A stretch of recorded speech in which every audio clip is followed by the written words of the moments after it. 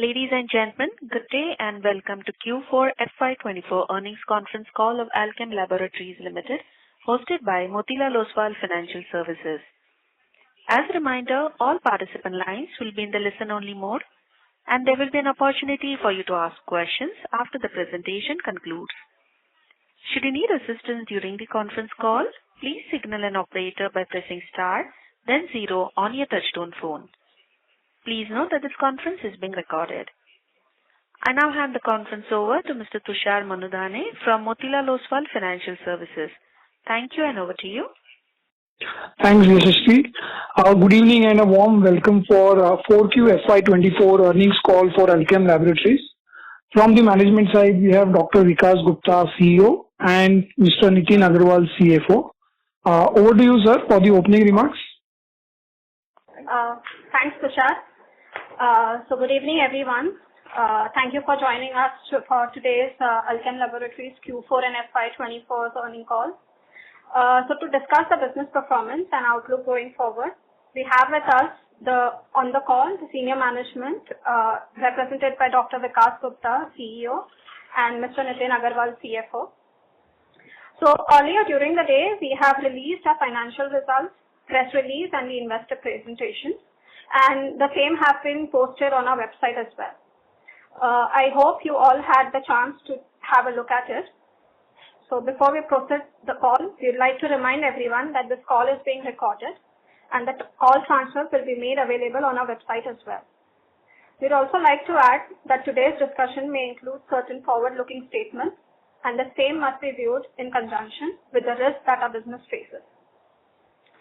After the end of this call, if any of your queries remain unanswered, please feel free to get in touch with us. So with this, I would now like to hand over the call to Dr. Vikas Gupta to present the key highlights for the full year and the quarter and the strategy going forward. Thank you, and over to you, sir. Thank you, Purvi. Good evening, everyone, and I welcome you all to this earnings call for FY24 and quarter 4. I'll start by presenting an overview of the operational and financial achievements for FY24 as well as for the fourth quarter. And post this, we shall be happy to answer any questions that you may have, for us. Our focus has been to improve the EBITDA margin during the year on the back of benefits through implementing various cost control initiatives as well as, the favorable API prices that we had during the year. Continuing our trend of improved operational performance, Q4 builds on the momentum gained from previous quarters with significant gross margin enhancements backed by lower raw material costs as well as the lower intensity of price erosion in US. We are happy to highlight that Alkem has registered a net profit before tax of more than rupees 2,000 crore for the first time. And also, one of the first is that our international business has crossed the revenue of 4,000 crore in FY24. Coming to the highlights of FY24, during the year, we have generated approximately 1,400 crores in cash, which reinforces our balance sheet to establish a substantial net cash position of around 3,550 crores. We outperformed the IPM in anti-diabetic therapy, which everybody has been looking forward to us, to grow the chronic business, and that is really on track. Not only anti-diabetic, in other markets like derma, GI, and even the VMN therapies, we have really outperformed the IPM, and our ranking has improved in therapies like anti-diabetic, cardiac, as well as the respiratory.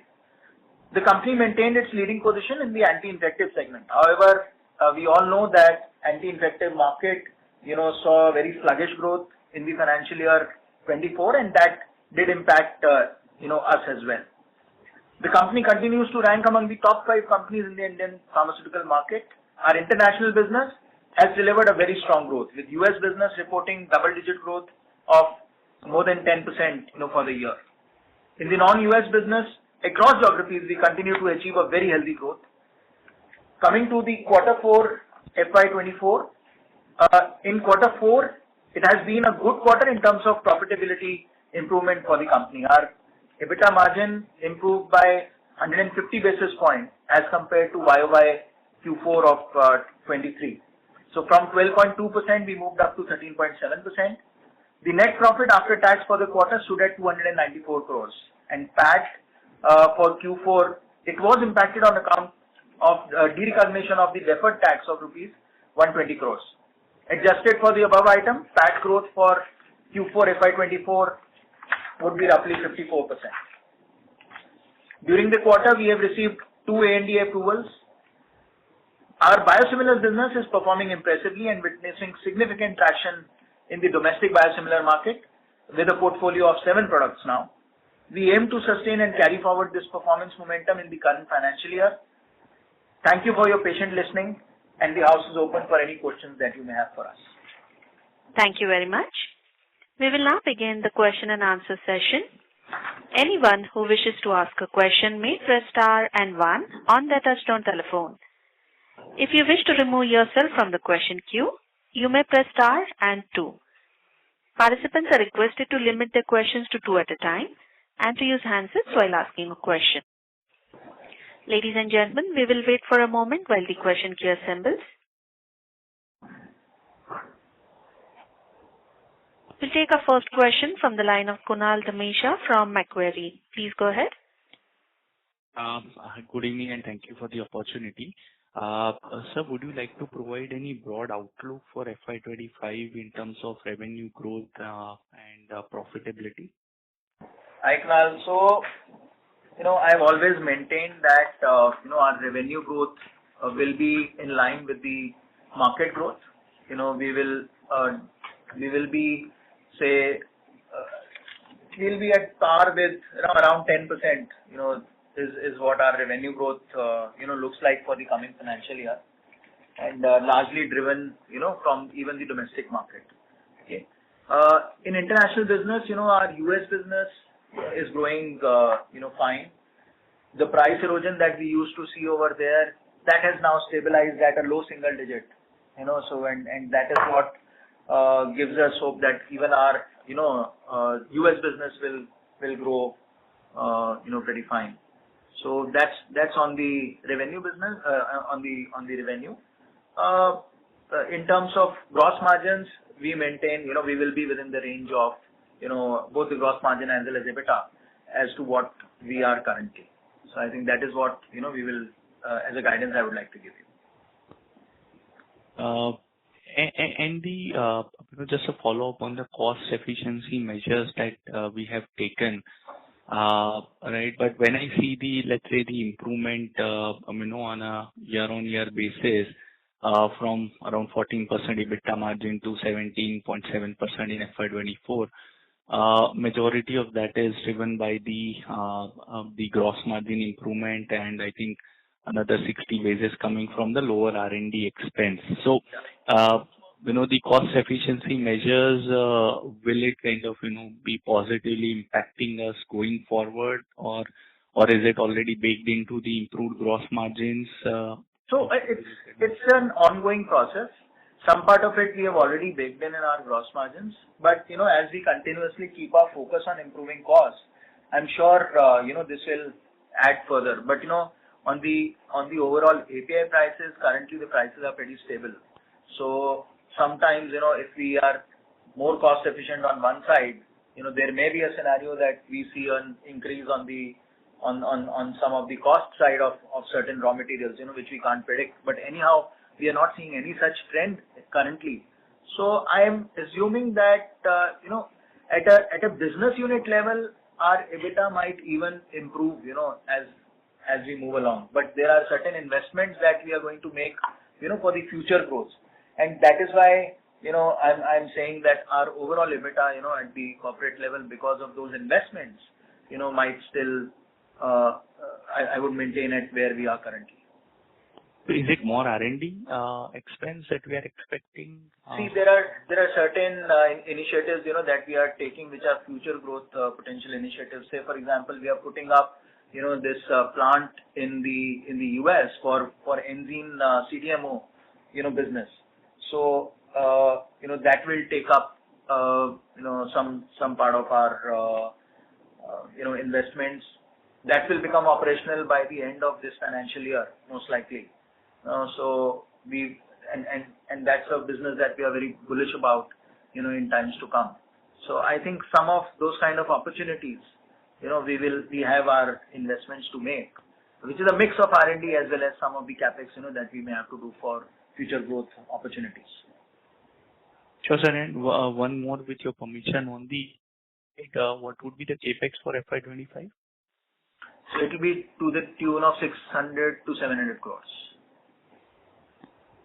Okay, perfect. I have more questions. I'll join back the queue. Sure. Thank you. Thank you. Thank you.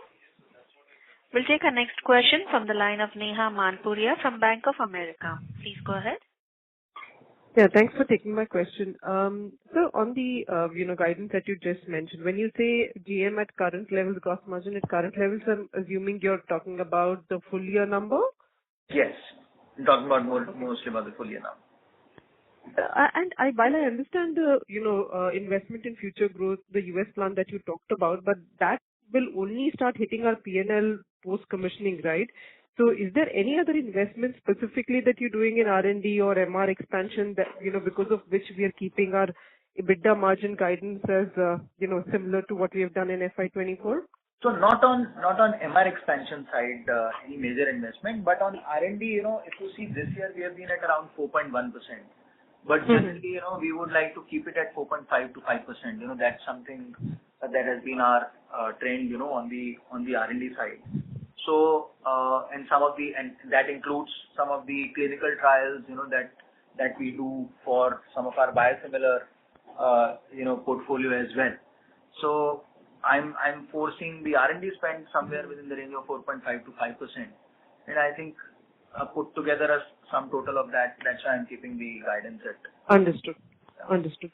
And if I were to specifically look at the India performance, while I understand that seasonality didn't really benefit, was not really a tailwind this year. Fourth quarter usually does not have any seasonality benefits. So it was surprising to see a decline year on year in the India business. Anything specific that you want to call out as to what's happening in, India and, anti-infective, other than the seasonality, is there anything specifically that is impacting any other segments or any other therapies in India for Alkem? Neha, my belief is that it's a one-off. If you will see even the IPM, IPM and the anti-infective market for Q4 has degrown, has degrown at around 2%, 2.2%. Now, which is a very unusual trend. And I guess the reason for that is the high base in Q4 of FY23, which saw a very, good outbreak of flu and I think it's a seasonality and a base correction, that has happened in the market. And equally we are impacted. And this is not new in the acute market. We see some of these peaks and troughs depending on certain, events in the external environment. So I wouldn't, I think fundamentally, we are going very strong as far as our domestic market is concerned. We are very bullish. This is one of our key, core markets. And, if you will look at the other therapies that I mentioned, we have significantly outperformed, in these markets as far as India business is concerned. So I'm sure and even in the coming year, we are very bullish on our growth in India. So I don't foresee any major challenge. See, there was also an improved, I would say, focus on the profitability, overall profitability from the, organization's standpoint. And, that's why Q4 is looking a little sluggish, but otherwise we are very bullish as far as our India story is concerned. And last time you had mentioned some, concerns on the pain segment, competitive pressures there. Has that improved? Have we been able to allay those concerns related to competition? So we are continuously, at it. If you will see, on the pain portfolio, we are registering internally quite significant growth. And strategically, whatever initiatives, we had to take to counter those, we have already put in those strategic, initiatives. Over a period of time, we will see the market also registering, better performance in times to come. Got it. Thank you so much, sir. Thank you. We'll take our next question from the line of Rashmi Shetty from Dolat Capital. Please go ahead. Yeah, thanks for the opportunity. So again on GMs, generally when I see the trend of the company, quarter four has always done higher gross margins. Sorry, Rashmi. I'm sorry. Give me a moment, please. We'll check a connection. Meanwhile, we'll take the question from the line of Shayan Mukherjee. Please go ahead. Yeah, hi. Hi, sir. Thanks for taking my question. So firstly, on your comment on the domestic market, I'm wondering, the growth, of course, seasonality is one factor. So when you think about growth next year at around 10%, given that you have a large NLEM portfolio, where there is no price increase, are you banking on normalization of seasonal demand to get to this growth? To some extent that, and I would say a strong volume growth, because we have large feet on street. We have initiatives, that we run quarter on quarter. So this year we have had pressure on volumes, right? In a year where we do not have price as a lever for for growth, which is around 30% of our portfolio is NLEM portfolio, but I think balance 70% portfolio we have levers of price as well as volume. On this 30% portfolio, it will be largely driven by volumes. So that is why I'm overall quite bullish on our India story. Of course, as the year progresses, we'll get to see even the market, should show a better movement. But of course, if there is a sharp decline in the market, we may also get impacted, but which is very unlikely scenario at this point in time. And I'm banking on a strong volume growth, that we will be driving as far as our business is concerned. And sir, how has been the performance of trade generics for you in this fiscal year? And an associated question is, when you talk about volume growth, you see many companies launching their trade generics division and getting aggressive there, and you have additional competition from generics, private label, etc. Yeah. So, aren't you worried about these headwinds which can impact volume growth over the medium term? Sayan, I have a different take on this. I think we have a unique proposition as a company where we are the largest trade generic player in the country, and our trade generic business continues to grow along with our RX business. So we have the know-how of managing these two businesses, the way they need to be managed. Any headwind on the trade generic because of new entrants, of course the market is competitive, but I think that's the nature of our market, and we have dealt with it in the past as well. We are not seeing any, I would say, issues in terms of growth in our trade generic business, so to say. In fact, we are even improving on our margins as far as the trade generic business is concerned with every passing year. So with the kind of scale that we have in this business, in fact, we are very bullish about both the trade generic as well as the branded generic business. In the trade generic business, we are even going ahead with a lot of products that we are going to launch new, on the trade generic side, which should further propel the growth of our trade generic business with improved margins, in the medium term. Right, sir. And you talked about margin and cost measures in the earlier. I'm wondering, I understand that international and US business, the margins can go up with volumes. What about the domestic business? Whatever margin levels you have, how do you see India business margins in general over the medium term? So India business margins, with the increase in volume and with the reduction in the API prices of certain key products, we see a positive trend, on the India side as well. So during the previous years, especially during COVID times, we had seen a very significant upsurge in the pricing of some of the commodity APIs, which has stabilized now. So, and with, I think, unless there is a black swan event which drives these kind of prices further up, I think these raw material prices, I expect them to be stable. I expect them to be, at this level. Of course, there are certain elements, which will play out in the market over a period of time, and that will decide on some of our key products like Penji, where everybody is expecting the price to come down. So far, we haven't seen it, getting played. If that plays out the way everybody is anticipating, then I'm sure our margin profile would even get better. So it's more around raw material and not, and the impact is limited from other expenses like SG&A, etc. Yeah, not so much to do. Those are, we have a scale business, so those are pretty much standard SG&A expenses, that we have. But I think it's the raw material which will impact if any gross margin improvement further has to happen. I think that is how it will be. Okay, sir. I have one more question, but I'll join back. Yeah, and one more point that can impact the margin is the mix. As our chronic business is improving, as the portfolio, which is a higher margin portfolio, as its contribution increases over a period of time, then that also will contribute, positively to our overall improvement in the margin. Right. Yes, thanks. Thank you. We'll take our next question from the line of Rashmi Shetty from Dolat Capital. Please go ahead. Yeah, thanks for the opportunity. Am I audible now? Yes.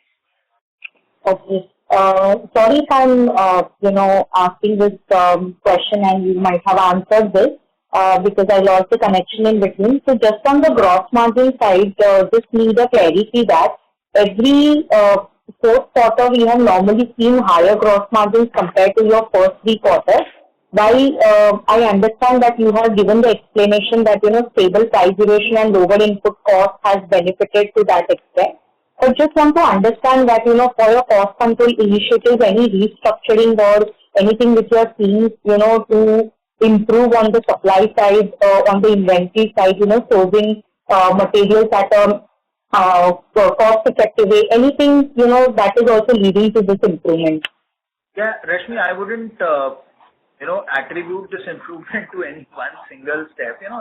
All of this that you mentioned is what we do on a day-to-day basis. So it's a continuous improvement process. It's not a one-time improvement initiative that we take and leave it at that. So I guess all of this, what you have referred to, including the supply chain efficiencies, including the raw material procurement, etc., we do it on a day-to-day basis, and wherever there are opportunities to improve the margins further, we do that. So I think it's a mix and sum total of all of these initiatives, that has led to this kind of improvement, which to my mind, should be sustainable. Of course, because of mix issues, it might be a slight variation here there, but I guess on an annualized basis, more or less, it should pretty much stabilize at it.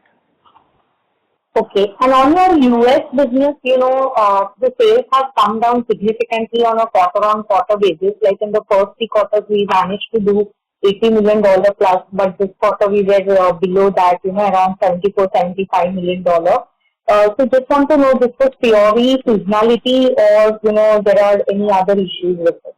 So I would say it's on 2 accounts. One is some of seasonality, and second, even some of the supply issues, that we had in US business.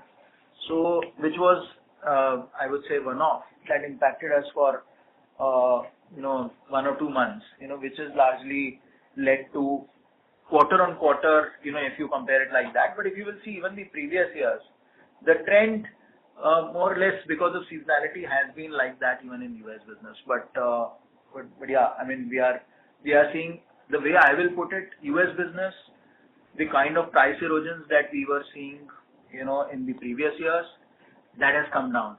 We every day read reports in newspapers that US is going through a drug shortage, for many products. For that to happen, the products need to be available over there. And I think it's translating, even in our numbers, where we are seeing the prices, getting more or less bottomed out for, many products. So I think, that is a general larger trend. And we are very bullish now that because of our volume growth that we are getting in US business, our US business should also continue to grow, significantly. And how many launches we have done this year, and how many are we planning for next year? So this year has been, just 2 to 3 launches, and similar is our, expectation in the coming year. So, in Q2, we will see Dabigatran. So that is what, we will look at. But we are looking at, in FY25, overall, we are looking at around 6 to 7 launches, I would say. Sorry, I said 2, 3, 6 to 7 launches. And one of those will be a relaunch. So looking at around 7 to 8%, growth contributed by the new product launches, in the US market. That is something that we are. Okay. And one last question on Engine Bioscience. We had given earlier sales guidance of achieving rupees 2 billion and, achieving the break-even level. Has he achieved that, or, and any outlook if you can give for next year? So we are pretty optimistic about that business. Today, I think whatever guidance we have given, we are more or less, running in line with that. But I guess it is FY25 for, and beyond, actually, because we are making some more investments in that business, to make sure that we grow this top line. So at an individual business level, I guess, we don't look at profitability like that. But I think we can give you more this thing on. Nitin, would you like to add? So, see, the investment we have made in engine in last 10 years was mostly for India, in the plant and in the R&D, which we did for India market and for Europe market. So that business has achieved break-even in last year. Now, in the current year, we will invest for US market. We are building a plant in US. We will also invest in R&D and for other related stuff like CDMO for the US market. So there will be some expense which we will incur, and the revenue will start generating maybe from Q1 of next year for the US market. In this year, we may incur some expenses related to R&D and training of employees for the US market, and once the plant is ready in the US in the second half of the current year. So for the US market, definitely we will report a loss under engine, but the India market and the Europe market under the Indian operations will do well, where we have already almost break even in FY24 itself. Got it, sir. Thank you so much. Thank you. We'll take our next question from the line of Damayanti Kerai from HSBC Securities and Capital Markets. Please go ahead. Hi, good afternoon, and thank you for the opportunity. My first question is again on India business.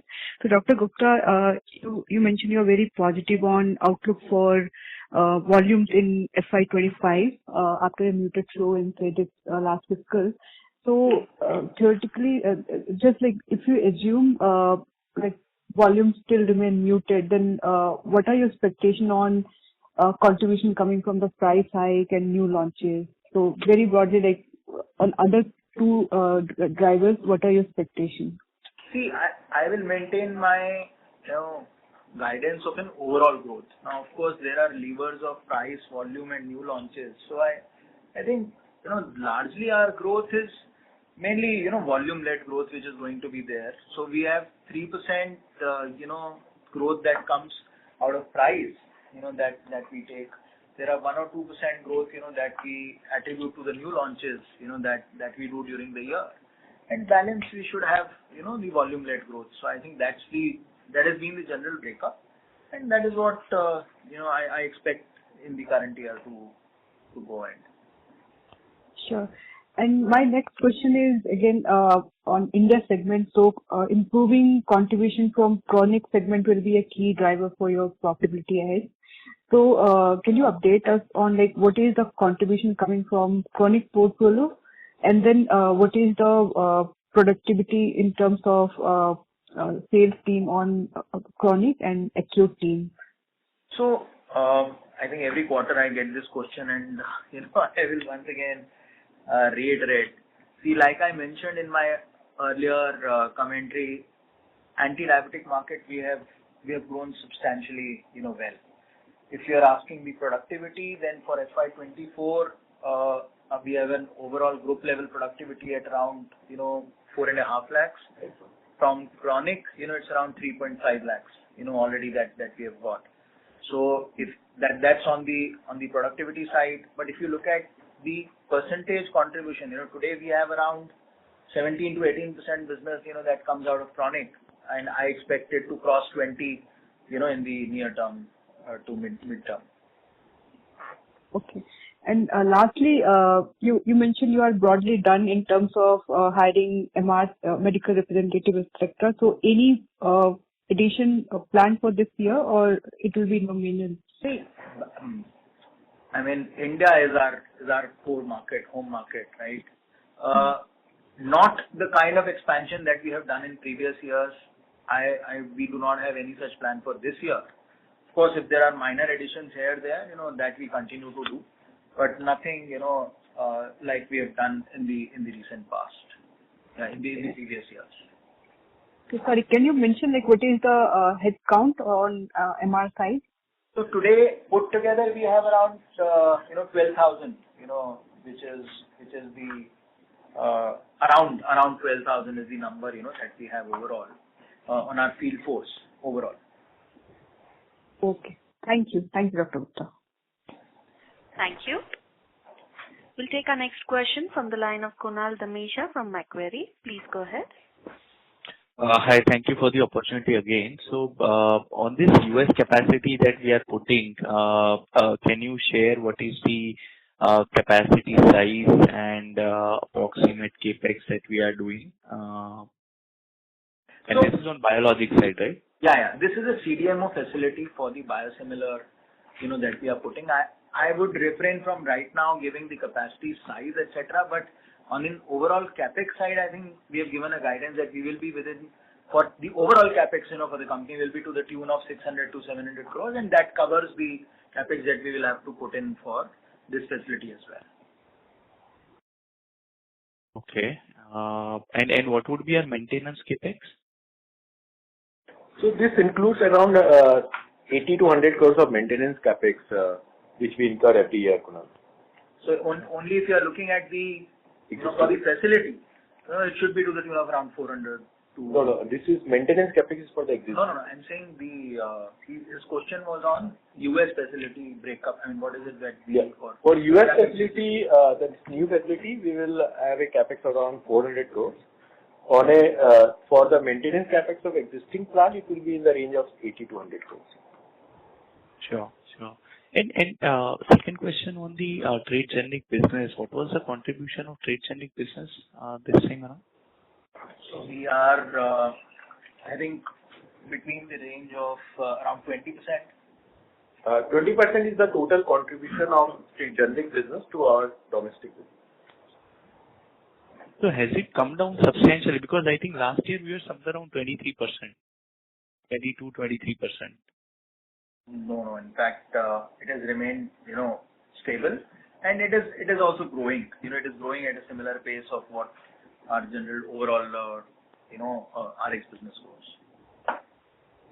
Because I think last time around this, like we were at 23%, and it has been growing slightly faster, and hence the contribution is increasing. In terms of percentage, maybe in a year where our branded business has not grown that well, it ranges within that range. So 1 or 2% here or there, it remains. But this year we are giving you this year numbers, that we are within the range of 20 to 21%. Yeah. So going forward also it will remain in it will remain 20 to 22% only. Okay. And in terms of margin, you earlier alluded that the margin in this business is improving. So maybe qualitatively, if you can say what is the gap between the branded versus the trade generic business in India, and how that gap has moved over the last 3-4 years? Generally, we have not given any segment specific margins. What I can say is we are improving with every passing year, and of course everybody knows that these two businesses operate at different margins. But I would say at an overall EBITDA level, we are improving in that business every year, and with the increase in scale, we generally get that leverage. So I think we are leveraging, that operating leverage has started coming in that business. Is it fair to say that trade generic business would be higher than our corporate average margin? It will be within that range, 1 or 2% here or there. So it's within that range. Perfect. It's a last question from me on anti-infective side, right, which is our stronghold. But when I see, even there we have underperformed the market. So what could be the reason here? Was it like more inventory channel, channel inventory was there, and hence this year we had seen lower than market growth? Or would we have lost market share on that stronghold? How should we think about it? So it's a mix. Some part of it is also on account of, some of the inventory and channel normalization, which generally happens whenever, the market sees a sluggish growth. And also it's about the regional dependence. There are certain geographies where we are more dominant than the others, and if the market is impacted more, in those geographies as compared to the others, then we get impacted a little more. So, that is perhaps one of the reasons as to why our growth is looking, sluggish as compared to the overall market. It's more of a weighted average issue on that front. And would you say that now channel inventory for us would be normalized? Yeah. That is there. So it's the nature of this business. When you will see the demand going up, the channels automatically keep getting to normalized levels. And one more, if in terms of, let's say, this penicillin G consumption, since we are really big in anti-infective, would you be able to provide like what is our tonnage consumption of penicillin G or 6-APA? And do we buy penicillin G or 6-APA and convert it to the APIs, or we just buy directly the APIs that we kind of sell in India, like amoxicillin? So we buy directly. That is what we do. I think on the other details, we will have to connect offline, as to what is the tonnage, etc. You can post your query, and we'll respond to that. Sure, sir. Sure. Thank you, and all the best. What I can tell you is that we are one of the largest consumers of Pen G, and if Pen G prices ease out, we will be more happy than anyone else. That is something that I can just let you know. Great. Thank you, and all the best, sir. Thank you. Yeah. Thank you. We have our next question from the line of Bharat S., an individual investor. Please go ahead.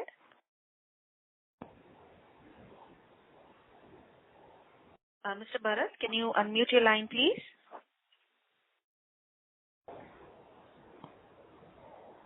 Since there is no response, we'll move on to the next question from the line of Rahil Dasani from Mittal Analytics. Please go ahead. Yeah. Am I audible? Yes. Yes, Rahil.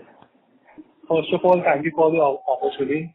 Just a few quick questions on adalimumab. Are we selling it under Enzyme's own brand, or have we licensed it to someone? And secondly, where are we selling this product exactly? Which product? Sorry? Adalimumab. Yes. Yeah, we are selling it as through Enzyme. We have our own brand? Sorry? Yeah. We have our own brand. And where are we selling this product exactly? Where is it? India. Yeah, it's India. Your question is with regards to adalimumab Enzyme India sales, right? We are selling it in India. Okay. So we can see another Indian MNC, Sun Pharma, has become a licensee of adalimumab, which is the same concentration of our product. So how do we plan on competing in terms of pricing? So our pricing is pretty stable as far as this market is concerned. This is not a new market, right? This market, we have been there for since long. And there are, that's a day-to-day thing that we do. So I think we are very competitive in terms of, those are generics, So it's a generic market, and we are very competitive in terms of pricing. So that's not an issue. You have anything specific in mind rather than a product level price issue, or please not able to get it? So I just wanted to understand, adalimumab is a big product. It's supposed to be a big product for Sun Pharma. So considering that, I wanted to understand more on the pricing, and are we seeing increased competition from them? No, so there is competition, but we have, other products also which are much bigger than adalimumab. But as far as this market is concerned, we are pretty competitive in terms of pricing. So I don't think it's a price war anymore, or it's because of price that we are losing out to competition. So we are competitive like we are in most of the segments as far as our price is concerned. Got it. And secondly, if I'm not wrong, we launched this product in 2022. I do not have the exact date handy, but yeah, somewhere around that time. You want exact date, we can share. No, I just wanted to understand what sort of volume growth have you seen from that period of time for this product? I refrain from giving product level details on, we sell a large number of SKUs. Sorry, you'll have to post this specific query, separately. Yeah. Okay, that's not an issue. Thank you. Thank you for Yeah. Thank you. We'll take our next question from the line of Madhav Marda from Fidelity. Please go ahead.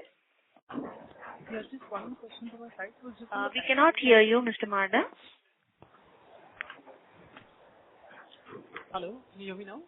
Yeah. Your voice is quite feeble. Can you please Yes. give it louder?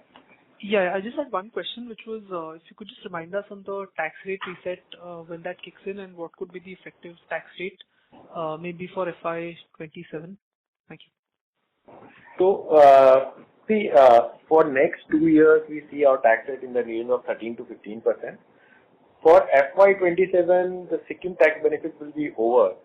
So our tax rate will definitely increase, and it will be in the range of, say, 25% going from there on. Understood. Thank you. Thank you. We'll take our next question from the line of Shayan Mukherjee from Nomura. Please go ahead. Yes, sir. Thanks. On the enzyme or biosimilar program, can you share how many programs you've identified for development, and how should we think about clinical development spend on these over the next, say, 3 to 5 years? So currently we have around 7 products, that we have already launched. We are already working on another 5, is what I would say, and this is for the domestic market.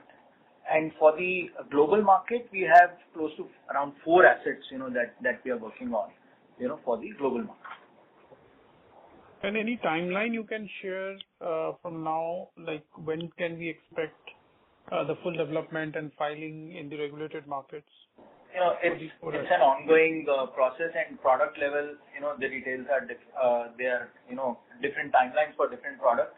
So, Sayan, what I would say is, you can get back to us and we can respond to it separately, because it needs product level details.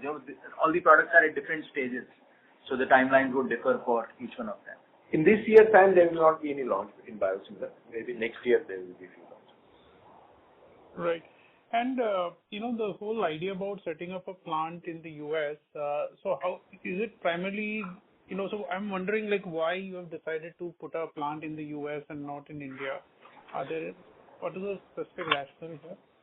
Yeah. So it's to meet up on the CDMO business, that we have in the US market. So there were companies like Wuxi Biologicals, who have really catering to this market, and they're multi-billion-dollar, business as far as, this business was concerned. Now with US facing pressures on because of geopolitical reasons, so some of these companies are not doing the kind of business, that they were doing, and which threw up an opportunity for players like us, to consider, entry into the CDMO business as far as US market is concerned. So clearly we see an opportunity over there, and there have been players in the market who have been doing that, in the past. So that is why we are putting up, that facility over there. And we have this unique proposition where part of it, of the process we can do in India, and we can, really offer a cost arbitrage, in terms of grabbing business as far as that market is concerned. So that's why we have, we decided to put up that facility over there. Okay, sir. And just one last on the US launches. Would you have any comment on generic Suprep launch, and then the Baddi site which recently got 10 observations? How are you thinking, and how critical from new launch perspective, is that site? So in Baddi, I've already gave I think we had few observations to which we have responded, to the US FDA. And, we are pretty sure that none of these observations were very significant or were, such that there were no data integrity issues, etc., that we got as an observation. So as part of our, US FDA audits, we all know as a part of, is the part of pharma ecosystem. So as part of regular exercise, that audit was done, and we have responded to all the queries that were raised by US FDA. We're pretty hopeful that we should be able to address all the issues that were raised over there. A generic Suprep we have just launched, so it's picking up now. So at this stage, I do not have any this thing, because it's a recent launch that we have just done in US market. And to add, Stan, for our FY25 new launches in US, none of it was planned from Bati. All the new launches are planned from Daman for FY25. Oh, thank you. Thank you. We'll take our next question from the line of Achal Maheshwari from Equirus Securities. Please go ahead.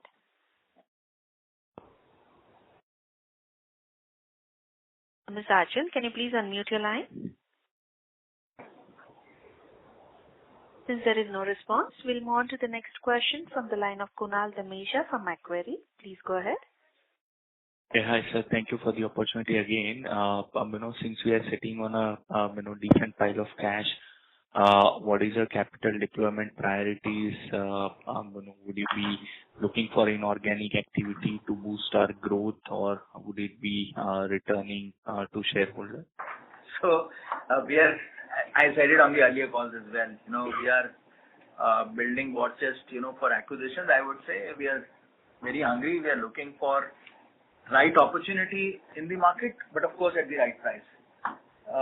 So we are very open to acquiring any asset which will be synergistic to us, of strategic value to us, and comes at the right price. So that's how we plan to deploy cash. But of course, dividend payout, we have always been within the range, particular range, and we are continuing to be within that range as far as our dividend payout is concerned.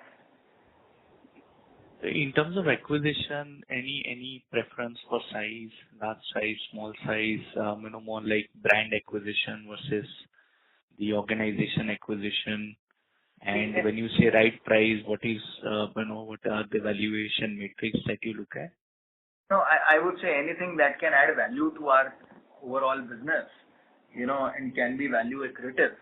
I wouldn't put a size and scale and a valuation to it.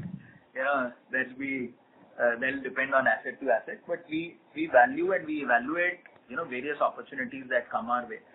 And I think we cannot be way off from the market if we have to acquire something. So I think whatever are the market valuations, we have to be in line, with that. But of course, the way we look at it is, will it be value accretive for us? Will it add value, to our overall business? And if the answer is yes, then definitely, we'll be very keen to acquire something. But anything like chronic, acute? Yes, of course.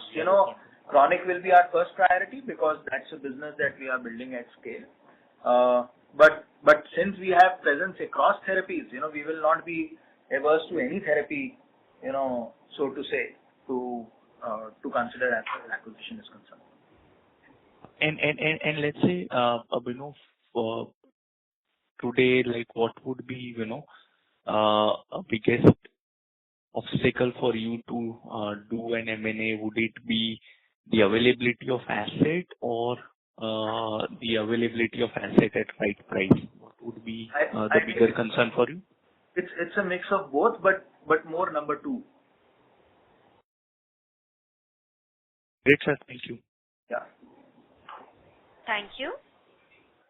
We have our next question from the line of Shrikant from Nuvama. Please go ahead. Hello, Dr. Gupta. Thanks for the opportunity. Just two questions. How do you see the anti-infective season in FY25 considering the monsoon prospects? Boss, I'll be bullish, but this is a forecaster's job, and I can't forecast how rains or season will play out. But yeah, what I know is trends in the previous year, and balance. Let's see. It's not very far. We'll get to see in a few months. But within your 10% guidance for the domestic growth, what sort of growth would you have baked in for the anti-infective, considering it is very large therapy and we had a very poor season last year? So I would peg it at somewhere within the range of 7 to 8%. Understood. And on the biosimilar, domestic biosimilars, what will be the current contribution of this business, and how is it growing? If you can talk about last 2-3 year performance and how the margins have been performing there. So the business has really, grown well. Today stands at around 5%, of our overall domestic, business. And the margins, are decent enough as far as this business is concerned. So the competition is also less, as compared to certain other segments, as far as the biosimilar business is there. And we continue to get strong and strong, with every passing quarter as far as this business is concerned. Right. And about the, again, biosimilars only, how big do you think that the biosimilar market is in India in terms of value? There is no organized report over there, so whatever estimates I would give would be my view versus, anyone else's view. So I would refrain from giving a number over here, but yeah, there is, IQVIA gives its own number, but in these kind of markets, you can't rely only on IQVIA numbers. What we are seeing is that whatever 7 products that we are getting into, there is enough headroom for us to grow and build brands as far as on the biosimilar, market is concerned. So that's okay. That's how I'll put it. And on the biosimilar, do you need to put different MR4s, or you can market these to existing sales force? So it depends on in the product to product. For some products, we need a specific task force to cover, those specialties, but there are many products, where our regular field force helps us take that to the market. Understood. Thank you so much. Thank you. We have our next question from the line of Harsh Bhatia from Bandhan AMC. Please go ahead. Yeah, thank you. Am I audible? Yes, please. Yes. Yeah, thank you. Just 2 quick questions. I joined the call a bit late, so maybe repetitive. But the enzyme plant, once it gets commercialized in the 4th quarter, Doctor, would you say that on an analyzed basis, the enzyme segment as a whole would still continue to be break-even once the 4th quarter costs come into picture, or would you say that would not be the case? So I think Nitin already had answered this question. So it will still take a while, because when it was only India, they had broken even, so we saw the break even happen only ex-India, but now we'll need investments that need to be made for this plant. And once we start clocking in revenue, which may be Q4-ish to Q1-ish of, somewhere around that time, that is the time we will be able to give you some outlook on when do we break even, for the US investments that we have made on the overall in the Sure. And right now we're focusing on a strong top line growth, as far as this business is concerned, which is what we are pretty bullish about.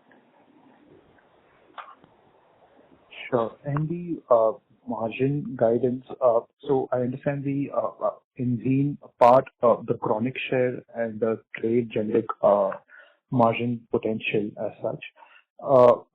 What is your internal assumption, very qualitatively, directionally again, for your most important, let's say, raw materials as such, 7-ACA, Pen-G? What is your internal assumption to that extent? And so, yeah, the internal part of it. Like Pen-G is, I've already answered. It's very hypothetical, because everybody is expecting it to play out the way it has to play out, because one large Indian player, has already started producing. Our assumption is that we should see the costs, easing out over a period of time. Right now, we haven't seen, any significant change on that front. I think once that happens, then obviously, our numbers will start showing it up. Sure. And lastly, just bookkeeping, in this quarter, is there anything incremental on the other OPEX side? I understand that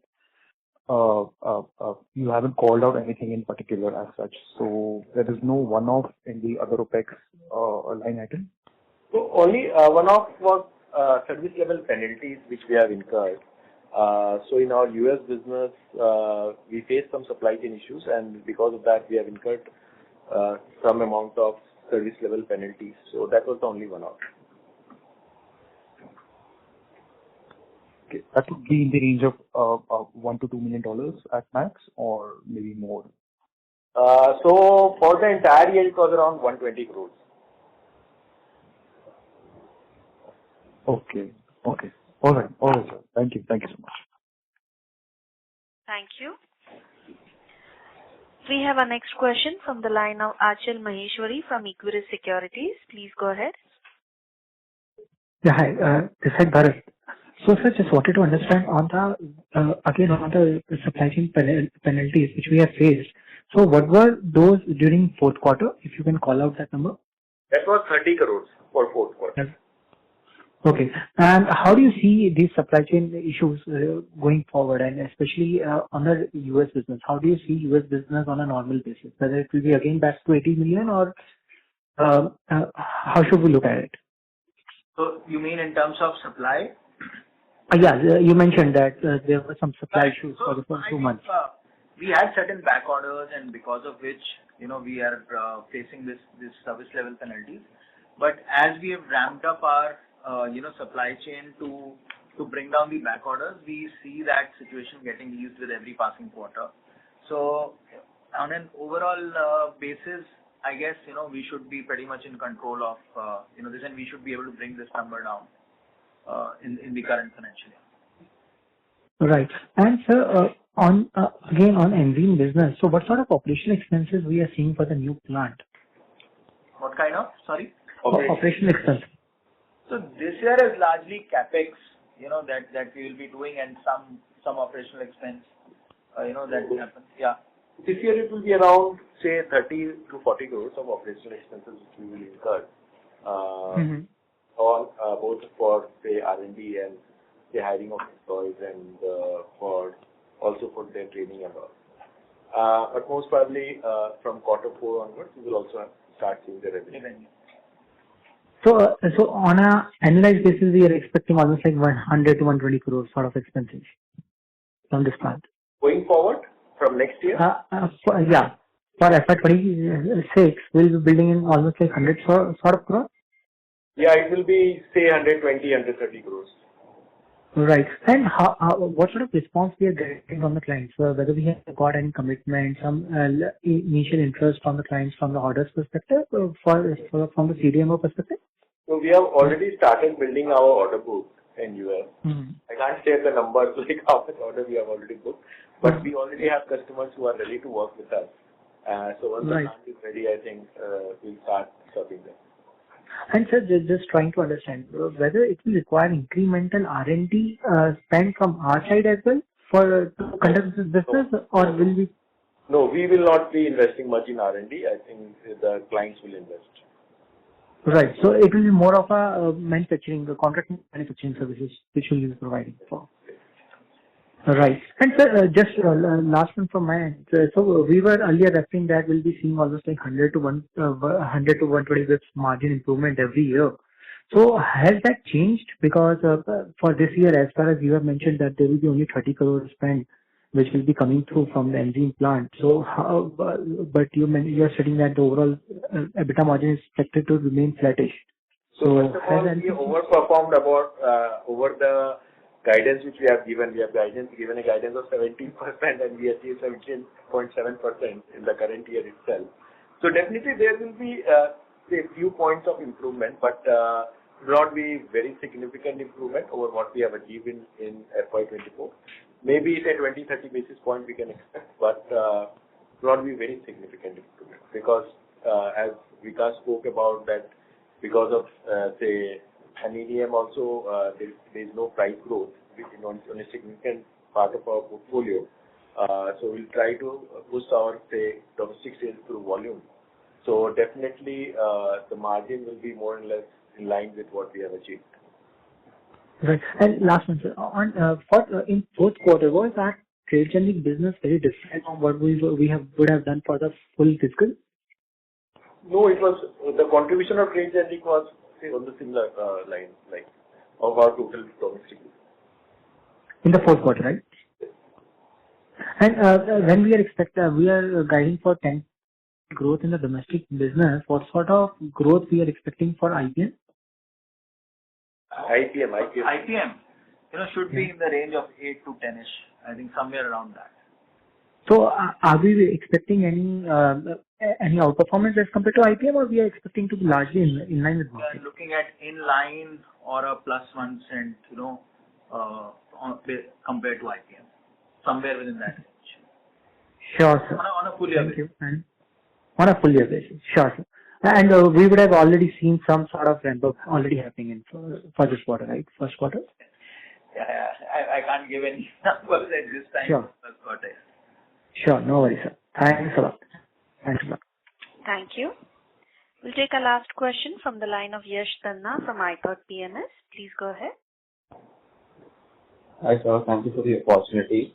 Sir, I was just wondering about the medical devices business. There were a couple of news articles relating to Alkem launching a couple of medical devices, and I think you also mentioned probably in one of the media interviews. So is this line of business, we would probably look to make an acquisition in? Is that a possibility? Or if you can just elaborate about this line of business. Sorry, this line of business, can you make a? The medical devices, there have been a couple of media articles relating to Alkem launching a couple of medical devices. Yeah. So, see, it's a line of business that we are setting up now. So it will be a mix of both organic as well as we are very open to even if there is any inorganic opportunity that comes in, that on that front. So it's an important line. It's going to be an important line of business for us. We've just started and we've just floated that company. So we'll give you further details on it as and when we've got significant details on the same. Sure, sir. And this will mainly be for the domestic market, or are we targeting another market? It's domestic market. Okay, got it. And if you could also throw some light, I think Alkem launched the ophthalmic division. So how is that progressing, and what's the vision out there? On chronic? The ophthalmic. Ophthalmic. Like I said, even in the last quarter, ophthalmic is a very recent launch, that we have had. So it's a business, which is growing with every passing month. But it's right now in a very, small stage. It's a very potential market. Market size is pretty big. The number of players are lesser as compared to certain other therapies. So we are bullish about this market, but we've just entered into that market. It's early days, and we have some of the new launches that we have planned, in this therapy as well. So I think that is where we will see how the business progresses over the coming quarters. Sure, sir. And if you could provide like a vision, if Alkem wants to, come in the top 5 of 10, top 5 probably top 10, whatever, probably a 5-year vision. Voice is not very clear. Am I audible now? Can you use your handset? It is sounding muffled. Sorry, I'm using my handset only. Am I audible now? Yes. Yeah, no, sir. It was just relating to the vision of Alkem this division. Whether we would 5-year vision if we could reach a top 5 category or something. So we said top 10, I guess. So, but yeah, we are pretty bullish. Any business that we launch, that's with a vision to enter the top players in that segment. We are not a company where we have operated in that market and we are at we do not have a meaningful presence. So we have that credential that whatever segment we have entered, we have made it really meaningful and we are in the top players in that segment. Same will be the case with this business as well. Right, sir. That's great. Good luck for the future. Thank you. Thank you. We'll take that as the last question for today. I would now like to hand the conference over to management for closing comments. Over to you. Yeah, thank you everyone for taking your time out today and making this a meaningful discussion. If you have any queries which remain unanswered, please feel free to connect with us. And thank you once again. Thank you. On behalf of Motilal Oswal Financial Services, that concludes this conference. Thank you for joining us, and you may now disconnect your line.